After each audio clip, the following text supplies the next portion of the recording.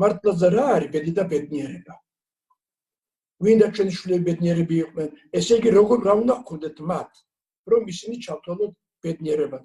ბევრი ქონება გქონდეთ, უზრუნველყოფილი იყვნენ ყველაფრით, არაფერი აწუხებდეთ, დარდი არაფერს არ გქონდეთ, ამას დავარქვით ბედნიერება თუ მუდმივ ბრძოლაში, შემოქმედებაში იყვნენ შაბუნდი, რაღაცას ეძიებდნენ, პოულობდნენ, კარგავდნენ, მაგრამ წინ მიიწევდნენ.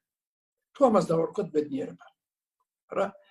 თუ ახლა ბედნიერებას დავარქმევთ იმას, რომ ყველაფერი გვაქვს და აღარაფერი აღარ გვინდა, ეს გაჩერებული ცხოვრებაა. ილიასი არ იყოს, არ აქვს უბნება აბერწვდი დადექი და ნახე თუ გველბახებით არ გაივსო. ასეთ ნებავი შეიძლება მოხდეს ჩვენ ცხოვრებაშიც. ცუდი აზრები შემოგვესება, ცუდი საქმეებს წამოვიწყებთ, ან და თათქარის არ იყოს წამოვწევით რაღაცა და ბუზებისას დავიწყებთ ჭერს. ხო? ჩავთვალოთ კაცი ადამიანის გმირი ბედნიერ კაცსა?